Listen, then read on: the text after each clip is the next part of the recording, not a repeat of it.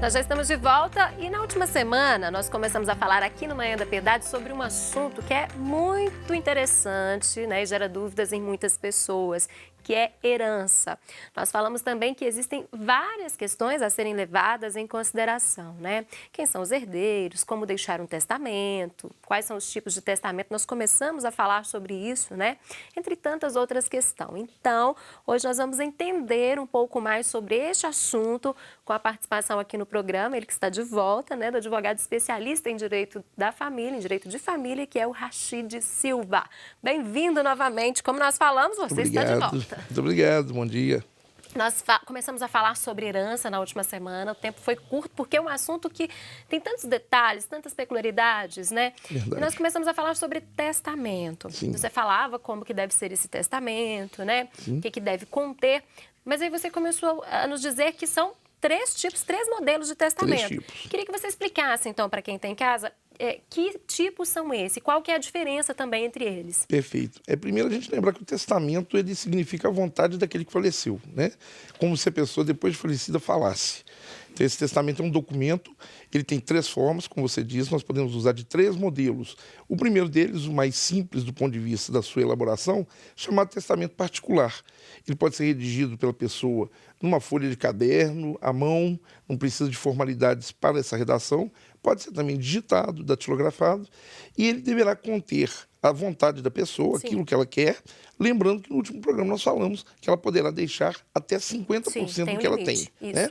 Então, dentro desse 50%, que é a parte que a gente chama de disponível, ela pode deixar para pessoas que ela queira.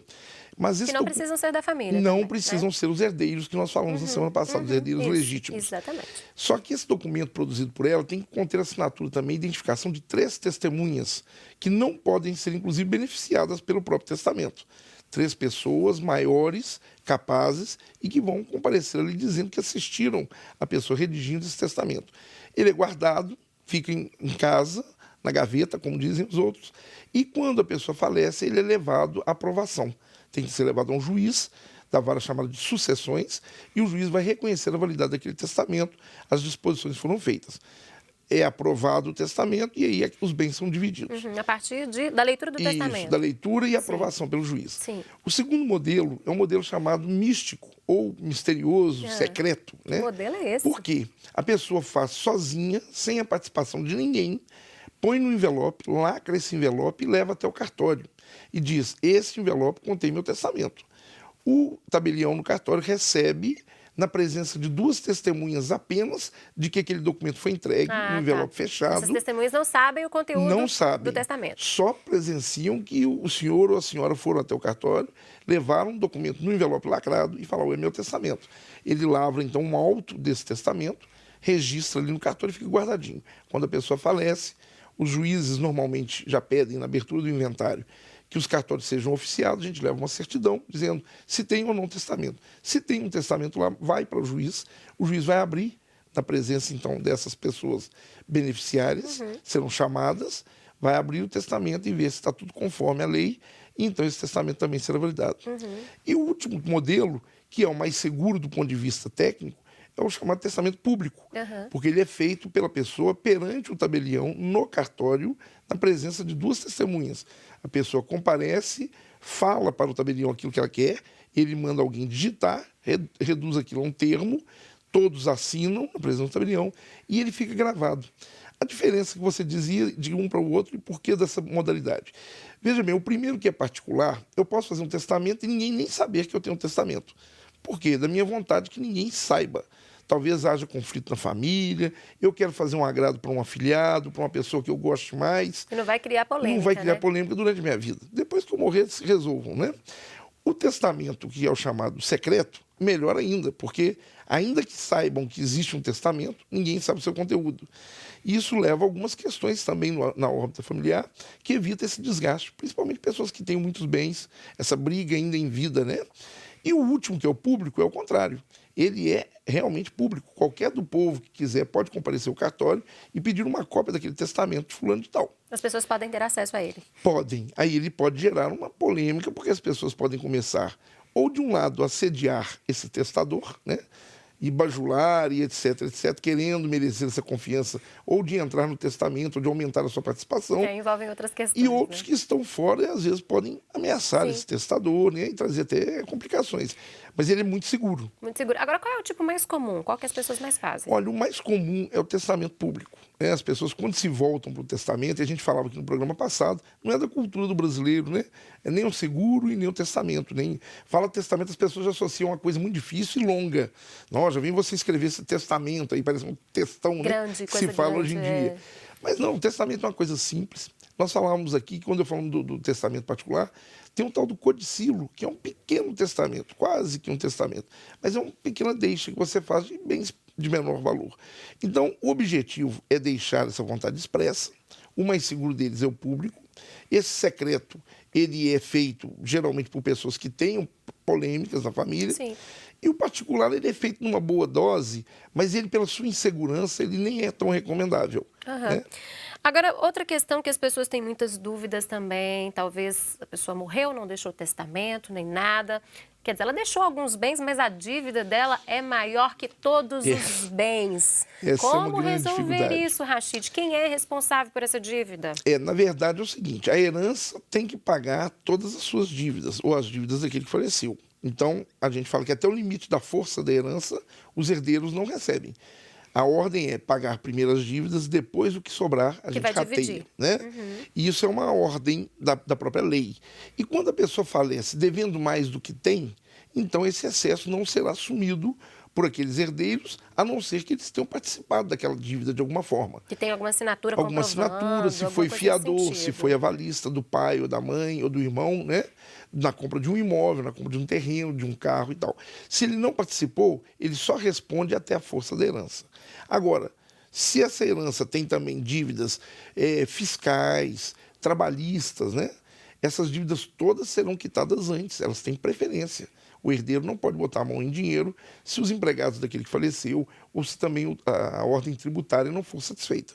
Agora, outra dúvida também que muitas famílias têm, como que ficam as despesas relacionadas aí ao funeral da pessoa, né? Todas as despesas relacionadas à morte dela, com quem fica?